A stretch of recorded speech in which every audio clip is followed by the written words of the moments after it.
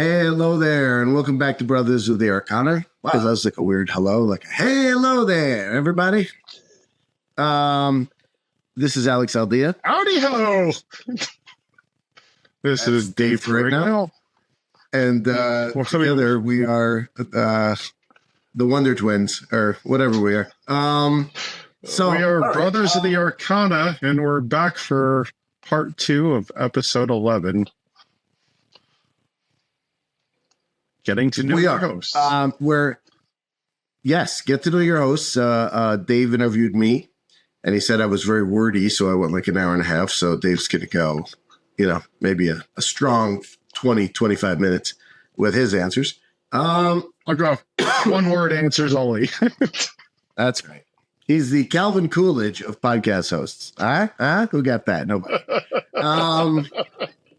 All right. Well, David, we're going to try to work from a similar bank of questions as what you asked me. Try to speak in complete sentences. We try to string your words together in a way that makes it easy for people, not like I did, where I just run off at the mouth. So, what inspired you to start a podcast, and why did you choose the name Brothers of the Arcana? Great question, Alex. I appreciate that very much. Just first of all, yes, absolutely. I would say, despite some of our podcast episodes, I actually do talk quite a bit in real life. On the episodes, clearly, we typically have our guest speaking, and we have another co-host that likes to get a little verbose. So asking that question, so Alex and I were having cigars, which he alluded to, and we have these very in-depth conversations constantly. Some of them are just completely off the rails. Some of them are absolutely wonderful, but we like to talk about some very deep and esoteric topics. We like to talk about life issues, as, close friends normally do. I'm sure there's a lot of listeners out there that probably engage in the same types of conversations.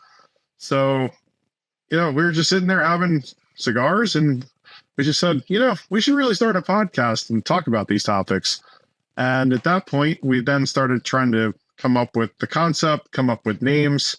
For whatever reason, I don't really remember the amalgamation of how that actually happened, but we've said, hey, maybe we could be, we're exploring the arcana, the arcane. So it became this whole topic of, well, arcane kind of describes something mysterious, right, and secretive. Arcana refers to the actual secrets, mysteries, hidden knowledge, so to speak. So you had the noun or the adjective, right? So I just said, brothers of the... So I just said brothers of the Arcana sounded better than brothers of the arcane. It was just... And Alex, being Alex, was just like, sure, why not? Let's go with it. So that's really how it came to fruition. I appreciate that. That's a good story. Good story, Hansel. Good story. Hansel. Absolutely. So right now. Hansel. Okay. What is this, a school for ants? That's right. Sorry. It has to be at least, okay, no more Zoolander references. What do you enjoy when you're not recording or working on this podcast? So outside of this podcast, I'm very active with, obviously, Freemasonry, being the Worshipful Master currently. I also, I'm engaged with a variety of other organizations as well. And some of my hobbies, like I just love the outdoors. So, whether it's ATVing in the, colder months or going jet skiing in the summertime, enjoying cigars, hanging out with friends. I genuinely enjoy hiking and just being outside in nature. I am a Virgo. As an earth sign, I kind of like to, ground myself and get near water or mountains and nature. So that's important to me. And as we all know, we're kind of limited on time, but love hanging out with friends, enjoying different cuisines and new experiences. Love to travel, even though I don't get to do much of that at this point. But hopefully in the near future, we'll be traveling a lot for the show. Yeah, that sounds awesome. I'm just curious how, well, so I know we've had many cuisines together, all kinds of stuff. We should start a new podcast on eating, called, I don't know, what do you call it? Two fat guys and what they eat. No, actually, because you're not really that fat anymore because you go to the gym 5 times a day now, which is yes, trying to anyway. You're working on yourself. What's a what do you think would be like a movie or a book that really speaks to you, that really kind of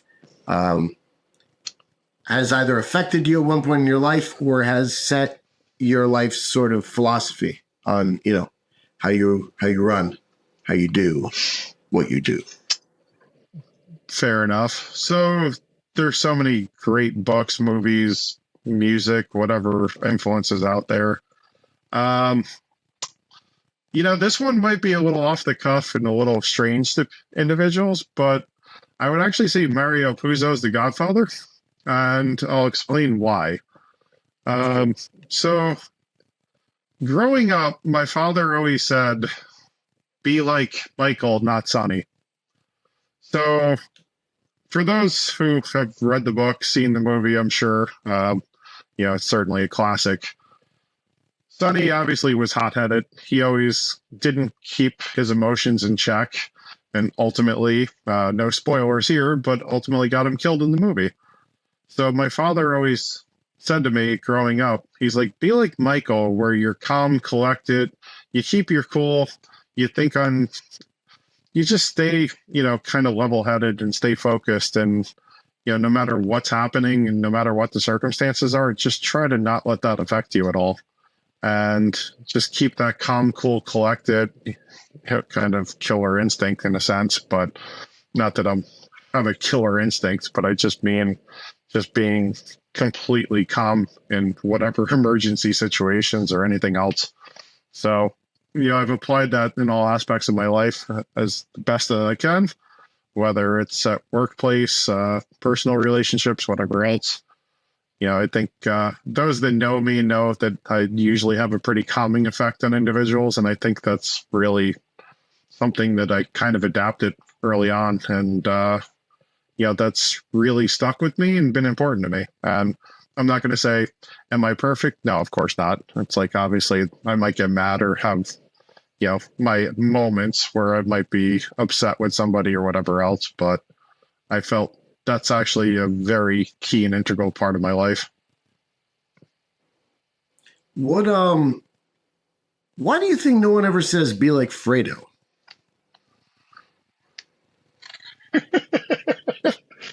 Well, you can't go against the family, so Yes, absolutely. That is I could true. have some. How about some Alfredo? Well, Alfredo's delicious. I think we can all agree on that. Did you ever see that episode Absolutely. that was it Bruno or it was one of the Sacha Baron Cohen characters, and he's interviewing a guy from the PLO or Hamas, and he's interviewing an Israeli, and and he's saying something like, "What's the deal with hummus? What's everyone's problem with hummus?" He meant to say Hamas, but he said hummus instead, and they're like, "Nothing. Hummus is delicious." He goes, "Yeah, I also think hummus is wonderful." He goes, "We're making progress. What a great thing." So, okay. Anyway, that was a long time ago, and I'm Excellent. Middle East currently that are not fun at all. So we want to be cognizant of that while still being Unfortunately. Okay. So Mario Puzo's The Godfather. That's a great movie, as well as a book. Fantastic book I don't as remember well. that. There's a book and they start talking about the shooting scene where, and they said this one thing is just like specks and gobbets of brain matter flew onto the white shirt of the petrified waiter after the shooting scene in the restaurant with Salazzo. And that stuck with me. That's just a very visceral visual thing to think about. But anyway, I love that book. You know, Okay. Honestly, one of my favorite movie scenes of all time, and it might sound kind of wrong in some ways, but the christening. You know, or the baptism right at the end, where they're taking out all the other bosses, and basically, you know, it's like, do you denounce Satan? Do you, you know, and it's like you got this evil act being carried out, and it's like everybody's just meeting their demise while they're sitting there doing this baptism. So, yeah, definitely a classic movie scene. But yeah, that's a tough one. What did they do? They got Barzini. He rolled down the stairs in the air. They got Mo Green on the massage table. They got Strachey in the door, the revolving door. yeah. Oh no, I don't remember the rest of them. If there was any other, there's like four other bosses, right? I don't know what they do. Yeah, there was a couple families. I don't remember offhand, but anyway, it's kind of irrelevant to our podcast. It is. What is your understanding of truth over time? In other words, is truth are you a relativist? Are you a what's the opposite of relativist? Not objectivist, because that's like where the Ayn Rand thing. Do you feel that truth is relative or not? So regarding truth, I think, especially in today's world, it's always important to question, you know, what's true and what's not. I think we've lost out in society today. And I think that's one thing with the podcast that we've really tried to bring forth is not necessarily telling everybody, you know, is this the truth or not, but giving a platform and an outlet for people to at least ask those questions, seek that knowledge. So, you know, my understanding of truth over time is, I think, changed. You know, whether it was religion or whatever else, like I grew up Roman Catholic. I've always been, you know, I would consider myself spiritual versus religious at this point. But, you know, there's a lot of doctrine and indoctrination out there and the dogma of, you know, religions that I kind of question. It's like, is this really what we're supposed to be doing? Is this actually the truth? Or is it more allegory? Is it all, you know, symbolism or whatever else? And we had some great discussions with Hogan and other individuals, you know, on the podcast, and we'll continue to explore those in the future. So, and by Hogan, you mean Tim Hogan, Timothy Hogan, yes, the Grandmaster of a Templar lineage, and all around good guy that we've had on the podcast. He was very kind to come on the show. We had a lot of fun with him. But yeah, so is there I mean, you mentioned being Roman Catholic. Is there a specific spiritual practice that you employ currently, or some sort of a ritual that you hold sacred? How does that, you mentioned being a Virgo and going to water. You find that grounding, and yes. How does your spirituality and religion play into that? So I'm an empath. So as an empath, I find it a necessity almost daily to cleanse my energy. So part of my practices, I would say, you know, outside of praying, I implement prayer every morning, every evening, and if I have the time throughout the day, you know, I think gratitude's important, humility is important. So, you know, I'll light incense. I'll use, you know, I try to use different modalities. So I'll use incense. I'll use, you know, sometimes holy water. You know, it really depends on the circumstances, what's going on. If I go into like a really crowded place, as an example, and, you know, I'm out with thousands of individuals, like say I'm commuting to the office in New York or Jersey City or somewhere, a lot of times when I come home, I'll try to at least cleanse myself through, using Palo Santo, sage. I might also shower and just kind of wash away the world for that day. I also find it extremely important to meditate, just clearing the mind and trying to get rid of the thoughts from that day and just allowing the stress to get out of your body, because it really isn't conducive for anybody's health or anything to constantly be stressed out or worried. And you sleep a lot better at night when you're not worried about anything. And obviously there's a lot of things going on in the world, but through meditation and mindfulness, you can really quiet the mind and not have those thoughts. And, I'm sure we've all laid in bed one night or many nights just thinking about, the stress of the world. And can you fall asleep right away? Of course not. It'll keep you up at night, right? So, percent. And when I can, and it's difficult, unfortunately, I don't get to do it as much as I'd like to, but it's really, for me, important to go out and, take off your shoes, go barefoot in the grass, or go stand in sand, or go stand in the ocean or a lake, or stand on rocks.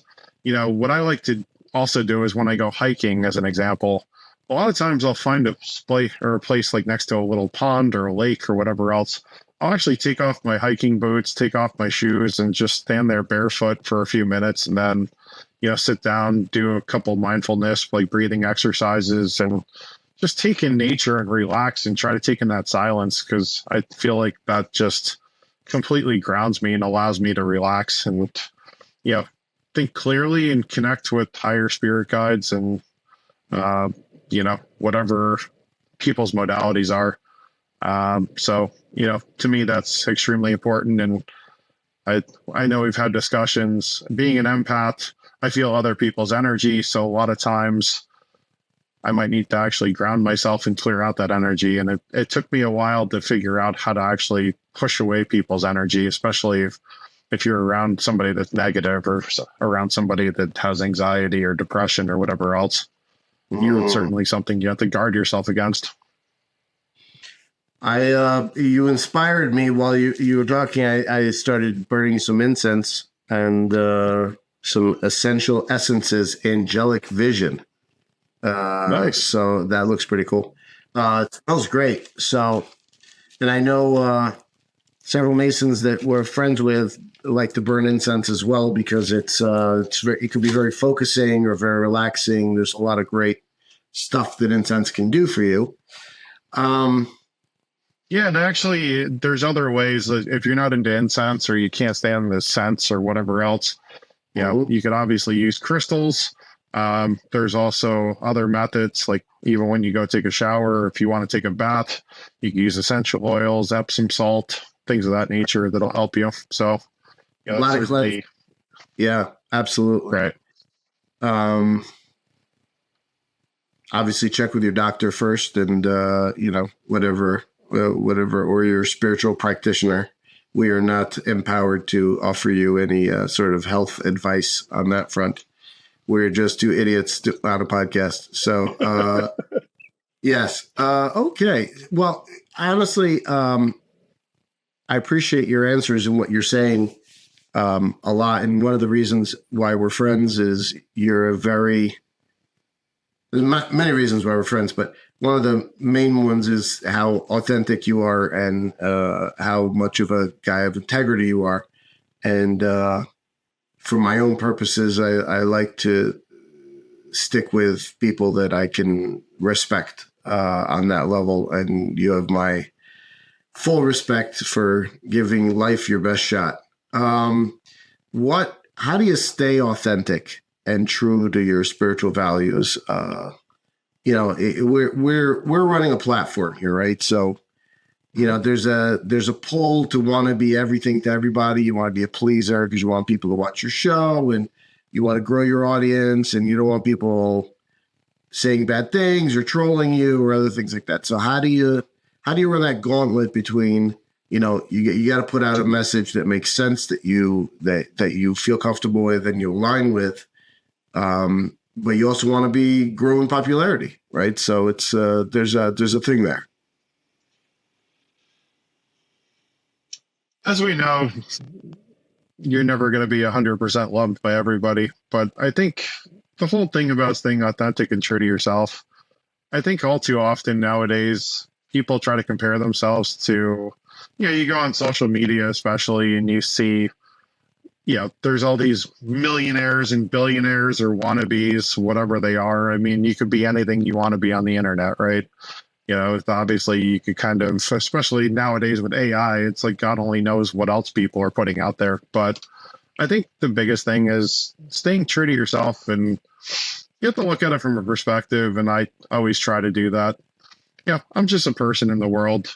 To me, if I could positively influence somebody that day, or just put positivity and, just good vibes out to the universe, in a sense, it's like, people could be having a crappy day. If you say hello to a total stranger, or you hold the door for somebody, or whatever else, I mean, I feel like, is chivalry dead? Maybe, but I don't think it is for us individuals that are still trying to be gentlemen in the world.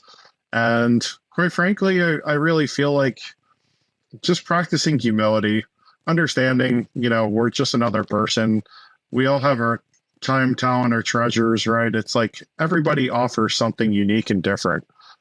So I try to always look at things from a perspective. I'm not better or worse than anybody. Some people might have better talents. Some people might be more gifted in certain areas than others. But, when you go out there every day, instead of having a negative attitude and being like, my life sucks, everything sucks, it doesn't matter what life throws at you, just keep a positive attitude. And that's what I always try to do. It's like, no matter what's happening, no matter what's going on, I just try to sit there and kind of smile and take the best of it. And, one thing and one approach I always try to use is that if you're in a crappy situation, or things are going on in your life that you don't really like, I like to try to, at least, and this is extremely difficult, so don't get me wrong, but I try to look at things from the 10,000 foot view. So what I try to do is take a step back and say, all right, well, why am I here? What got me here? And obviously things happen. It's like, you might get into a circumstance or situation that you didn't choose and you didn't want to, but as I always look at it, God didn't give you, this challenge or test without the knowledge that you can handle it. So right. You got to look for the positives in everything. And, whether that's, hey, I've been working out for weeks and it's like I lost the pound. It's like some people might be frustrated at that, but it's just like, hey, maybe you gained muscle. Maybe you actually did lose fat and you're not seeing the results yet, but you will.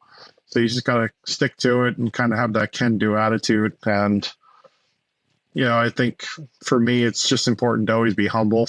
I'm not a person that likes to get compliments, honestly. It's like, it almost makes me feel uncomfortable because I know it's something I should be grateful for, but it's also, one of those things where it's like, hey, you know what? I'm just a regular guy, in this world with billions of people.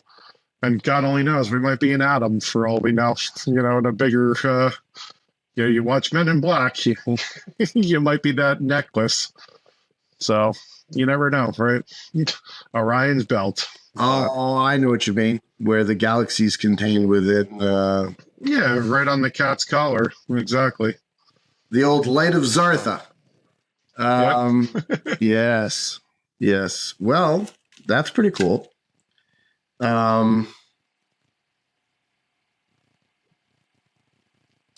If you could have, let's go for a fun one. If you could have one cigar for the rest of your life, what would that cigar be and why?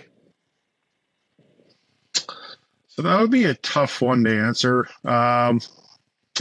If I had the ability to time travel, which I do not at the moment, but maybe we'll find that one day, I would say the Monte Cristo #2, the Cubans, from several years back, because they used to just be so consistent and smooth.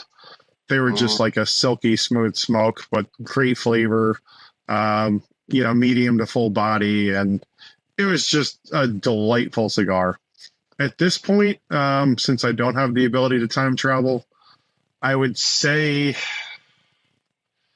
it would be a toss-up between the Jaime Garcia and I would say the Padron 1964. The Padron's probably the most consistent stick, just from the perspective of their quality control and everything. Sure. So, that would probably be my go-to. Just, an absolute fantastic stick. I mean, there's so many great cigars, and as you know, we indulge in a lot of cigars, and we're not encouraging anybody to smoke or anything else, but it's just our relaxation method. And we have a lot of friends and individuals that we like to sit down and have cigars with, and just have great conversations and great camaraderie, and it brings our friendship together. So, yeah, it's just one of those things. That is very true. That is very quite true. Frankly, I wish I could resurrect it, but I used to have what we called Tobacco Thursdays. So every Thursday, every one of my close friends, we used to meet up for cigars after work, no matter what. So whether that was in New York, whether it was in Jersey City, whether it was over here at Casa de Monte Cristo, which used to be JR, we'd always consistently go, and we made every effort to make sure we all met up. And I'd love to implement something like that again. But with everybody's schedule, people get married, have kids, whatever else, it's like it just makes it extremely difficult. And plus, with masonry and other organizations, you don't always have that luxury. What's your favorite food? Favorite food? Well, I am a foodie. I didn't grow to this size. What's that? Don't say whatever's closest. Actually, no, definitely not whatever's closest. I mean, like, I'm partial to Italian food. So that would be my favorite cuisine. And even though it's not Italian per se, because you can't get it in Italy, I love chicken parm with pasta. That would probably be my go-to meal. We'll probably have it tonight. Very cool. At that meeting. Yes, more than likely. Arm as far as the eye can see, my friend. Yes, the last, for our listeners, the last meeting we went to, and we're not going to name names, but we love them, and he ordered parm, and parm. So, if you were lactose intolerant, you were definitely hurting the next morning. Yeah. You were out of luck if you're with that being said, my friends. But I love all cuisines. I mean, whether sushi is one of my favorites.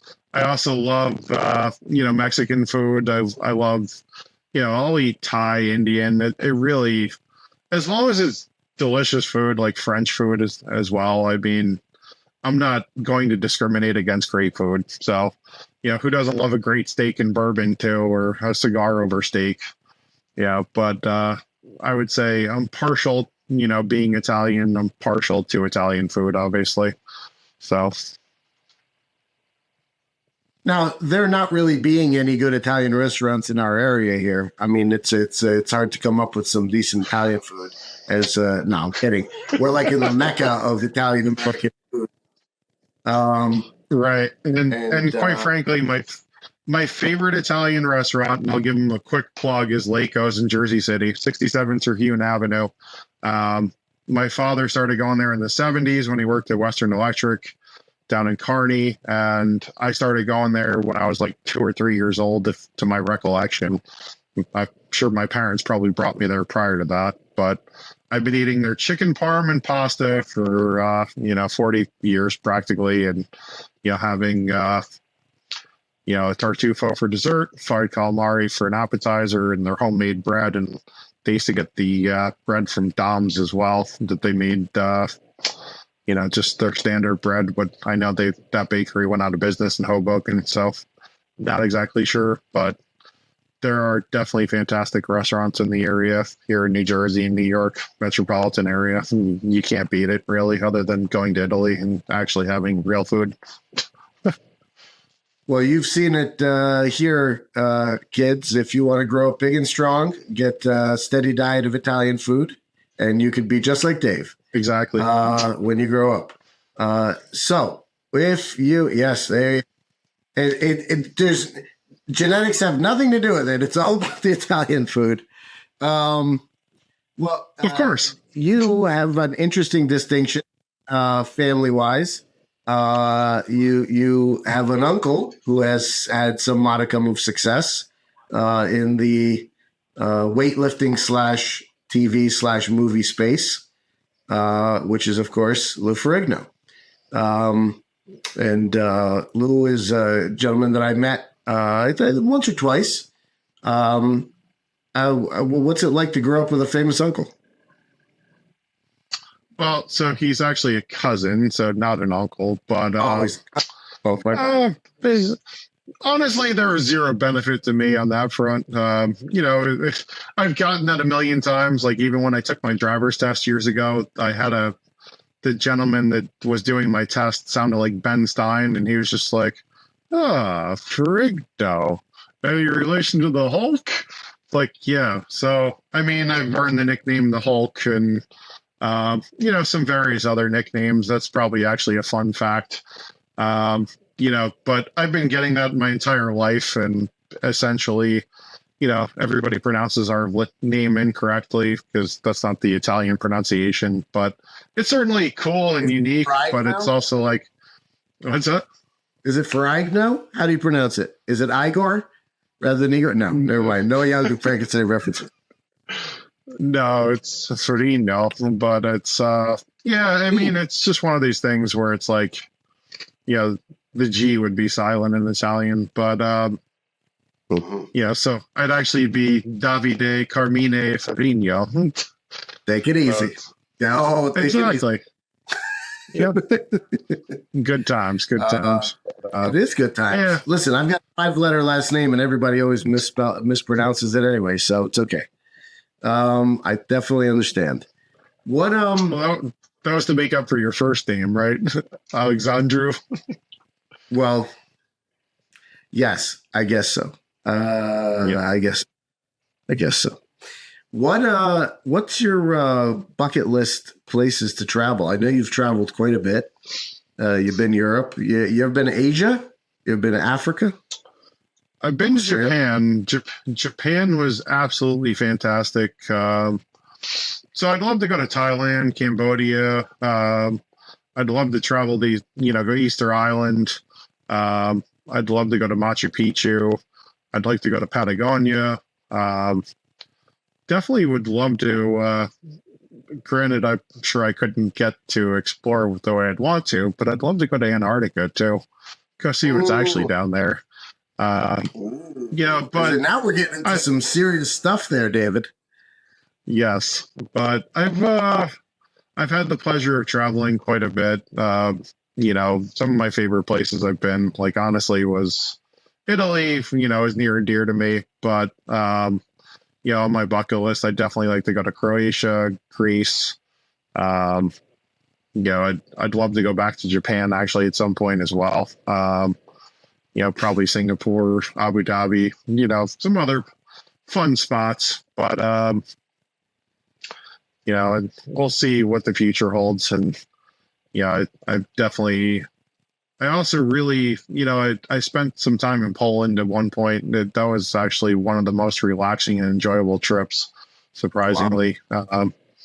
And I know obviously you're from Romania, so you have some roots over there, but England was always fun to go to. Like people in London they were always fantastic. It's, just buying your Yankee a drink or 5 or 16 in my case, but they just kept pouring drink after drink, and we were chugging drinks, and I kind of make friends wherever I go. It seems like that I'm the guy that total strangers talk to and tell me their life story for no apparent reason. So I think it's just maybe the energy that's emanated or whatever else, but whatever happens. So yeah, those would certainly be on my immediate bucket list. And maybe someday, maybe we could hit up Elon and go back to the moon and see what's out there. Cause we've kind of questioned why we never went back.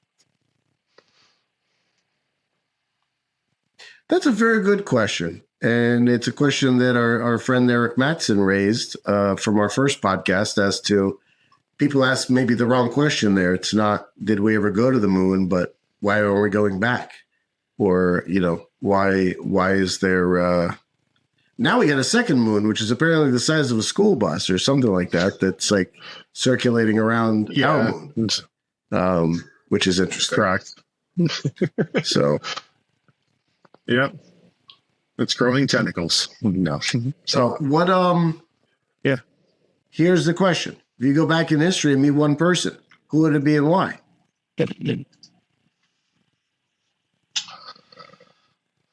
So if I can go back in history and meet one person, I would say, you kind of took my answer. Jesus would probably be number one. But I'm going to go outside of the box here a little bit since you already answered with Jesus. I would say maybe Cleopatra. That's what I said last week. That's a true story. But I would say Cleopatra, just because it would be really fascinating to go back in time and see ancient Egypt, see the correlation with Rome and Julius Caesar and just, the entire empire as a whole. I'd love to see the library at Alexandria and just really kind of delve into that time frame and get some of that ancient wisdom and knowledge. Another person, I think there'd be others like Tesla, Nikola Tesla would be amazing to meet. Just, I'm sure, a wealth of knowledge and truly an interesting person, or even somebody like Leonardo da Vinci. Just with, the experiments, the different types of inventions he came up with, the philosophy, and it would be really cool to see, I think the Renaissance in Florence in that time frame. So, yeah, let's just go with Cleopatra as number one. Cleopatra. I mean, I'm sure she was very beautiful as well as very, she was a queen, right? So somebody who knew how to run a country or could run a country. She knew her way around men and how to get her way in a time when women didn't have the overt sort of rights that they do today. So they had to make their way through life a little bit differently than maybe is the case. So that's an interesting thing. Yeah. That's a good one. And Roman history is so cool, right? So, I mean, it's... Oh, yeah. It's absolutely. And, I think maybe being Roman Catholic, I'm not supposed to apparently think reincarnation exists or whatever else, but I believe it does. And I feel like one of my past lives, I was definitely in Rome. Because when I go to Rome, I just feel like I'm at home. Like it feels so, just like that feeling that you're where you're supposed to be and belonging. Like I just connect to the country so much when I go there. So I feel like I must have had ties. Like obviously ancestrally, yes, but I'm just saying I also feel like my soul was there at some point. And doing past life regressions at one point, I actually supposedly was a Roman gladiator, so who knows? Really? Interesting. That's pretty cool. So, would you have that lemon pizza that they make in Naples with the smoked mozzarella cheese on it? That sounds pretty good. Right? Oh my God, that pizza is amazing. Really? You've had it? I haven't had it. I'd love to try it. Yeah, I was back in 2019. I was last in Naples and Sorrento, the Amalfi Coast, and I had the pleasure of trying it. It is absolutely amazing. I'll bet. I wonder if we could make it here. Maybe get one of these pizzerias around here and do it for us. The thing is, the lemons there are so much different than here. So you just couldn't compare the two. I suppose so.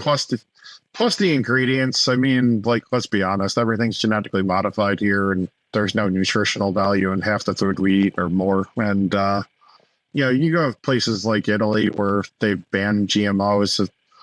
Like, I remember even ordering omelets for breakfast, and I know that's not a traditional Italian breakfast, but, they put, like, onion in there, and you'd have tears in your eyes because they were so potent. So...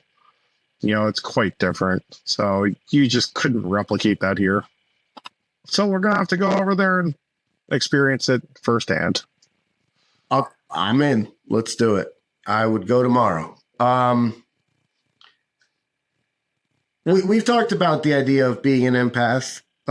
First of all, for the other people that might be listening that are also empaths that are having trouble navigating, how do you go about limiting the noise and sort of, keeping the walls up, so to speak, so that you could properly function without taking on, more than you want to take on at any moment in time?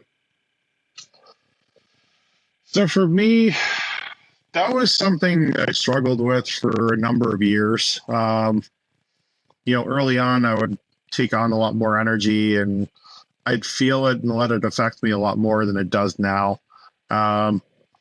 Basically, what I try to do, it's hard to put into words and describe, but from an overall perspective, I would say it's almost like putting up a shield. So, like, I almost envision that I'm putting a shield around myself and I'm trying to block the energy that, if it's negativity or whatever is coming through. I try to say, all right, well, that's not emanating from me. I know that. So what can I do to protect myself? And it's like I try to almost envision that there's a shield around me. And, as weird and as kind of ridiculous as this may sound, is I almost kind of invite deity, by invoking Saint Michael, Jesus, and God, and just saying, protect me, and just kind of create that protective layer around myself. At this point, I don't have to necessarily do that unless I'm dealing with some really negative entities. Like when we do some of the paranormal investigations, if, there's demons or other very negative entities, that's the only time I really need to pull out that kind of level of protection nowadays. But that was something that certainly helped me. And, a lot of times I would actually do like kind of a breathing exercise. Like, I'll give you a good example. I used to commute on the bus to New York all the time. And, a lot of times I would feel like there was anxiety and there was this like loathing sensation that I would start feeling. I'd be looking around and it's like, I know that's not coming from me. And it's just, to me, being cognizant and understanding, okay, it's not me, it's coming from somebody else. What can I do to mitigate that and push it away? That's really, I think being mindful and cognizant of it is really the first step. So as soon as you realize that it's not coming from you, it's coming from somebody else, you then start to kind of manage that and you compartmentalize, and you can block that out. And I'm sure everybody has their own ways of doing things and their own modalities, but I find that that's really important because if you're not mindful of it, it could consume you. And obviously, if you're in a large crowd or whatever else, it could overwhelm you pretty easily if you don't, practice that mindfulness. Speaking of overwhelmed, there's many ways to do that, I suppose. I don't know if you remember when we went to that cemetery in Morristown and we walked around and the energy was just quite potent around there, as I recall. There's some interesting gravestones and mausoleums and stuff around there. Pretty cool. Oh yeah, absolutely. And that's actually the fun part. If you're an empath and you have the ability to do that,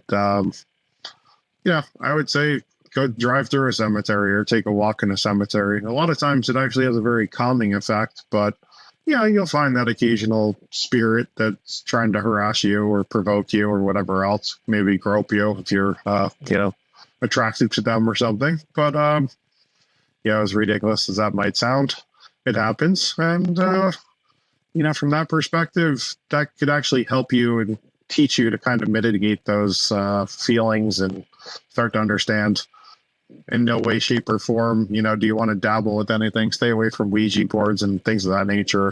You definitely don't want to get into that kind of realm if you're not experienced with it and don't know how to protect yourself. Because I think that's what people don't realize is when they see things like The Exorcist or whatever else, it's like, listen, an entity can't consume you unless you allow it to. And I think that's the important thing that people need to understand. And, when you're in a dark place and you're feeling down or whatever else, it's pretty easy to just kind of let yourself go. I know there's also theories that when people are doing, certain types of drugs, it might actually allow, negative entities to consume them. So Is that right? mindful of that. Yeah, there's definitely some theories out there that happens. And, even one of the paranormal investigations I recently did, that Tell us person about that. had, well, I'm not going to name names or call out anybody, but that individual dabbled with some synthetic type things, and also some pretty heavy drugs, and they essentially somehow brought home a gin in the process. I think there was some extracurricular activities outside of the drug use there, but with that being said, they basically brought this negative entity home. Turned out to be a gin, and there was also a dream catcher in the house that was essentially a portal for this gin to bring in all kinds of negative entities and all kinds of friends, so to speak. And we went there. I went with one of our mutual friends who's a psychic medium. And, we were able to actually clear the entity out of the house. We brought peace and serenity to it. And since then, it's been 100% crystal clear and clean. So, it's fantastic. Yeah, and like I said, we don't need to go into any further details on that, but in terms of any of that stuff. But what's a gin exactly, and what are the different types of? I mean, are there thousands of different types of spirits, or do they sort of break down according to certain categories, so to speak? So there's definitely different types of entities. I mean, I don't know. I can't say I'm the subject matter expert on all this and could tell you every single entity that exists, but there are certainly different entities out there. There's some that, jinn is, they claim that it's more Middle Eastern and like more of that realm and originating from that area of the world. But, there's like poltergeists. There's obviously, you get into demons, you get into, that type of demonic control. Even with demons, there's all different levels of demons. So, there's, I actually have the book. It's called The Dictionary of Demons, and it kind of lays out the hierarchy and structure of the demonic world, and all these different demon names and when they could come out and when they're most active and things of that nature. Poltergeists and, a lot of times entities are kind of attached to, they might have had some kind of an event that happened there, or it could have been, a house that somebody lived in or whatever else. And sometimes the spirit doesn't realize they died. And oftentimes, there's other times where a spirit's there, but they might not have been a very nice person in life. And, they might not like that there's new people living in their space because they feel like that's theirs. They own it, and they don't want to give that up. So basically they might haunt people or, harass them or whatever else. And oftentimes they might mess with people if they can. Like, the one thing is, it seems like, I think everybody's walked into a space and they felt a bad vibe, right? Like you could always say like, oh, I went into this building and it's like something just felt off. Like everybody's had that experience. And I think with that being said, that's where, even if you're not an empath, you're actually experiencing, that negative entity or that negative energy that's lingering. And, there's all kinds of stuff out there, obviously. And, with us being in this physical world, we don't necessarily know if any of that's legitimate or true, but it seems like something's definitely there, right? And there seems to be a spiritual plane. And I've certainly, I'll give you a great example. Like my cousin went to Dartmouth, and I remember visiting her for the first time when she had first moved up there. So we go up to Dartmouth, and I was in her dorm room, and she told me that there was this girl that lived across the hall from me. And she said every night she felt like somebody was calling her from the cemetery that was straight across from them. And the girl ended up moving because she was being harassed every night. And when I went up there, it actually felt like it was probably like Native American and nature. And, it was pretty interesting because when you walked into this cemetery, it was right across from their dorm. The moment you walked in, it was like 25 degrees colder. Like you just feel a chill come over you. Wow. And everybody could experience that. And it was like, it was June or no, actually September, sorry. But, it was definitely weird because it was just like, I'm not saying it wasn't cold yet. It was still like around 80 degrees up there. I remember I was wearing shorts and a t-shirt and it's like, what the heck? It's like, man. And it was just like this one spot. It wasn't like the whole cemetery either. So, it's, we could definitely get into that in further shows. And, I think I'd like to hear more about it. Honestly, yeah, it's absolutely. To say that where you feel that big a change in temperature and everything else. And there's a lot of ways that could happen. Right. So, we're going to look to have some paranormal experts on the show. At least one or two. Yeah. Obviously, we already had Brian Bowden, who's awesome.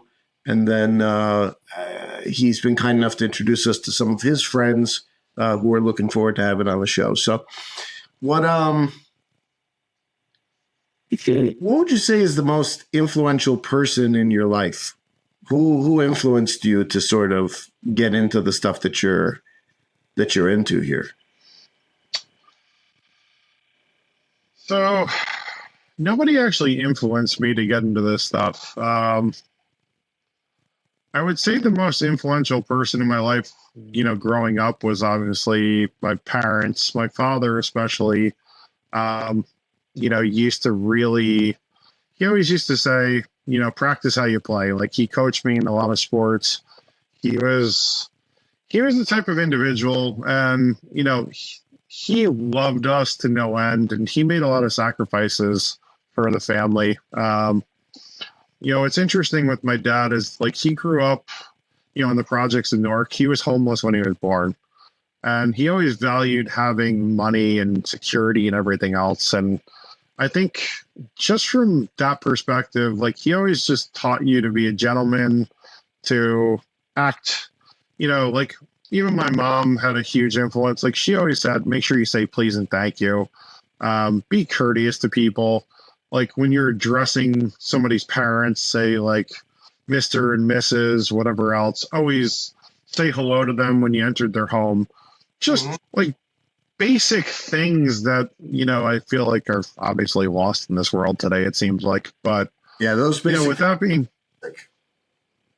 even though they're basic and should be taught to everybody, it doesn't seem to exist. And I think what was really, truly wonderful for me, especially my parents, growing up, it was just, every night for the most part, we had family dinner together. My mom would cook dinner. We'd wait for my father to get home from work. The moment he got home from work, we'd hug him and then we'd go eat dinner together as a family. Like he would go upstairs, change, and literally go and, sit down at the table. And my brother and I would sit there across from one another and my parents. And we just had these wonderful family dinners and, with the holidays and everything. But my father gave us a lot of opportunities. Like I used to spend my summers in Florida. Like we'd leave at the end of June. We'd stay down there till the end of August, and just come back right in time for school. And, I've been to Walt Disney World over 200 times. It's like, like we didn't grow up we're not wealthy by any stretch, but we were definitely not hurting either. And, my father gave us a lot of great life lessons and, he definitely had a much positive and, great influence on me. And, from a perspective of what got me into all this, honestly, growing up, our house was haunted. We lived on an old, listen, I live on Patriots Path, right? It's like Patriots Path is where the Revolutionary War soldiers marched. And Washington came right through here. And the interesting thing is, like, even where my high school was in Bell Labs in Whippany, which, a lot of people, now it's a pharmaceutical company, Bayer, but Bell Labs in Whippany was actually where the first television broadcast ever originated from. And, the French camp there during the Revolution. And, it's like people have no idea how much history is actually embedded here. And, I could certainly tell some fun stories about the ghosts we saw with the Revolutionary War soldiers and such. But with that being said, I would constantly see ghosts. I would hear these things that went bump in the night and whatever else. And, you kind of started questioning. It's like, well, wait, it's like, what is this? And what's going on? And, like actually where I live currently used to be woods. Like when I grew up, I used to play in them and, we used to ride our bikes, but it was really interesting because we'd always like lay out, rocks. So we'd find our way back and, sometimes we'd go back and the rocks were moved or they weren't there anymore. Even though we were in the same exact spot because we had other markings that would identify that. So, we'd always say, oh, it's haunted here. It's like, it's weird, but that's What's really your, what got me into this realm. That's interesting. Just trying to think. I mean, what did you have any? I mean, I know you said you grew up in let's call it a haunted house or whatever it was, but do you feel like there's been any personal challenges you've had to deal with that have led you to this esoteric way of looking at life and this, insatiable curiosity to know more about the way that we are and what we are and all that kind of stuff? Well, I think growing up, I always was very inquisitive. I mean, I was the person that always asked a zillion questions, probably to the point where it annoyed the hell out of everybody. I was probably that annoying kid that was just like, hey, are we there yet? Are we there yet? Are we there yet? Are we there yet? Kind of deal. Well, now I'm no longer a child. Well, some would argue I probably still am. I mean, 43 going on 16 probably, or maybe I might be below 10. I'm not sure. But no, I mean, I definitely faced some challenges growing up. I mean, the interesting thing was like I had a really hard time as a child with like my motor skills. So like as an example, if I picked up like a pencil, I couldn't write on a sheet of paper like properly. I'd actually put holes in the paper. I'd break the pencil point. Like I didn't know my own strength. And I always struggled with those fine motor skills. And, like initially, even with sports, like the funniest thing is I couldn't like throw a baseball, like, to somebody 5 feet away gently, but I could throw to them like, from the outfield wall to home plate. It's just like, so how come you could do that, but you can't do this? And that was something I had to overcome and a challenge I faced. And, like it was kind of funny because I was always like in school back then, they had like the child study team. So I was like, I was in like this other classroom before school where they were like, oh, well, maybe someday you might be able to, if you're lucky, go to, maybe like a county college or something. And, it just got to the point where it's like, I don't know. I've always been the person, like I always feel like I always want to try to get better. And I feel like I'm never complacent. Like it's wrong to be complacent in a sense. And it's like, I always try to just continue to seek knowledge, continue to learn, continue to improve myself in any way I can. And I think that stems from childhood because, it's like if you go back and read some of those reports from the child study team, I was like, they probably thought I'd just be, locked in a room somewhere and couldn't do anything for myself. And they were actually amazed at how much I was able to overcome. And they were like, it's actually truly like remarkable, the progress. And, I probably actually could have played professional sports. If that's a whole other topic, but, right now I'm not in the shape I want to be in, but I definitely, round is the shape, my friend. Round is the shape. But this is true, but, I'm just saying I probably could have professionally played baseball and soccer and also football. I was actually pretty. If I could look at you, I would say football for sure. I didn't realize you were a good soccer player. You're pretty big. So baseball was my best sport, but I will say I was a goalie in soccer, and I was basically like, back then I used to have a vertical, like I could actually hit my head on the crossbar when I used to jump up. From playing basketball, I guess that probably contributed to it. But I was definitely, I used to be able to kick a soccer ball about 85 yards. So Wow. I definitely had some legs on me, and it's like actually when I played soccer in middle school, I almost scored a couple goals on the opposing goalie from goal kicks and from just like free kicks. So it was kind of it was something I just didn't pursue because I ended up playing football, but I was a kicker in football too. So in high school I kicked a 48-yard field goal. I could, like, actually my sophomore year of high school, like in practice I could kick about 54 or so yards. Anything beyond that I kind of struggled with, but I'm sure if I kept to it I probably could have continued to strengthen my leg. Mm-hmm. But yeah, baseball was actually my best sport. I was back in the day I pitched like growing up, and then I was mostly first base. So Wow. Okay. but My little nephew is now the best guy on his baseball team, and he's nice. growing fast to see. But you're also a good golfer, right? An avid golfer. A couple of other things. Golfing is something I struggle with.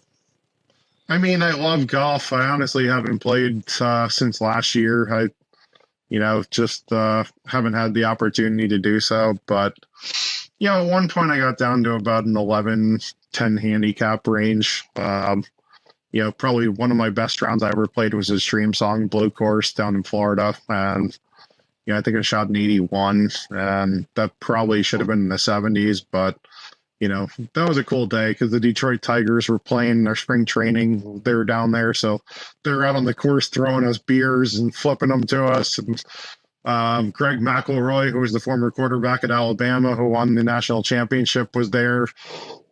So one of my buddies actually was a Jets fan at the time because he was on the Jets, and he bought him a beer. It was pretty funny, actually. And then the Tigers were throwing creme brulee at the alligators at the course. We're just like, yeah, don't do that because they're going to have to end up, taking them out because they're going to be attracted to people. But that's a whole other topic. But yeah, golf is certainly a great sport. And it's, I like to say it's 5 hours of laughter too, because we just go out there, smoke cigars, drink bourbon, have a good time. So That does sound like a good time. Pretty much what we do on the show, except without the golfing. Yeah. Fortunately. So you asked me this question, and it kind of threw me for a loop. But what's, if you're a spirit guide at a theme song, what would it be? My spirit guide had a theme song. Oh, yeah, I know. It would probably be Angels Amongst Demons. I'd have to link that, because we can't play it. But I think that song has a very impactful, how can I say it? Well, I'll have to find it and put it in the link to this because I think people would want to listen to that. I think, overall, maybe some of the other ones, maybe Kokomo. Yeah, from the Beach Boys. That's actually that's actually my favorite song. And if you watch any of our family movies, we used to play the Cocktail soundtrack whenever we used to go out on the boat down in Florida. And pretty much in every video, Kokomo's playing. So, yeah, it's a great. I mean, there's a reason why that thing was such a huge hit. I mean, obviously, it was absolutely pretty amazing. So, all right. Well, that's the questions I got. Anything else you want to chat about or talk about that you think I might have left out that you want our listeners to get to know about who Dave Ferrigno is and why he cares about esoteric stuff? Not to mention, I think the biggest thing is one of my favorite quotes, that I always like to say is, a mind that is stretched by new experience can never go back to its old dimensions. I think it was Oliver Holmes that said that. But that quote always sticks with me because I feel like, especially what we're trying to do on this podcast and platform, is we really want to just get as much knowledge out there as possible. Whether, everything's 100% accurate, obviously some of our guests have their own perspectives, their own unique experiences, and they're going to just share that with everybody. Now, that's not to say everything's right or wrong, right? But we just really want to get that message out there, and we hope that we make an impact and we make this fun and enjoyable and engaging for everybody. I mean, we're very approachable guys. Like, obviously, if you guys have any questions, if there's any suggestions, if you have any guest suggestions, if anybody wants to be on the show, we'll certainly entertain it. We're really just trying to help as many people as possible. Not to say that we're the experts, foremost experts in everything, but, we're just two regular guys that are trying to produce a lot of content and show you guys what's out there. And, I think the biggest thing is we do have a lot of exposure to esoterics, and, we love talking about it. We love getting into it. Obviously, I don't get to necessarily speak as much on the show as, but again, it's one of those things where it's like we don't want to talk over each other. We also like to have the guest. I'm not knocking you. I just mean in general. It's like, we try to just keep the conversation flowing and keep it fun and enjoyable. So, and hopefully that'll be our legacy one day. And we'd like to get into really helping and coaching everybody and, just see where it goes. Yeah. Do you have any thoughts about where you see this kind of thing going? Obviously the podcast allows us to have a platform to do this kind of stuff. We have a passion for helping people. To some extent, I think you do, and maybe to a little bit more extent, I do, working in the men's space. We're helping younger guys sort of figure themselves out and grow as men. That mentoring aspect, that fraternity aspect kind of thing. I know we both are interested in being coaches to folks that would need it or want it. That sort of experience in terms of what's esoterically possible. But, so look forward to that, guys. We'll be delving into more of that as we move forward with the show. And Dave, I want to thank you for being on the show today as a guest. Appreciate it. And that may be the most you'll ever talk on the show, guys. So, just... And really, I never shut up when I get the opportunity to speak. But no, in all honesty, it's one of those things where, like, obviously, we're just trying to drive the conversation. We're trying to ask the questions. And a lot of the shows, I might have 20, 30 questions jotted down. Same with Alex. And it's just difficult in a 2-hour time frame to get to all those questions. And, sometimes the guests will be talking about a topic where it's just like, listen, I'm not going to drag them off of this because it's truly interesting. So, it's absolutely how the conversation goes sometimes. And I'm sure in the future, this is a journey that we're both on. Alex has had acting experience and been in front of the camera. I feel like I'm a babbling idiot half the time when I'm on camera because it's definitely different being in front of the camera and being recorded. Trying not to curse, trying not to say things that are stupid. It's like, and things that are going to get us banned from the internet, as an example. Trust me, there's plenty of stuff we'd love to talk about. And hopefully in the future, we'd start traveling, going to some conventions.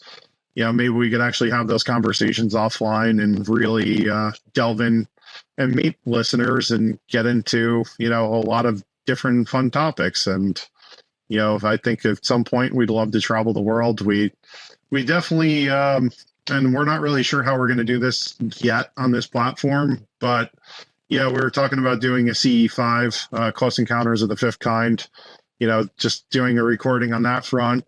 We're also going to go and actually explore Bigfoot, Big Feet. It's Brian Bowden invited us to go up there to do.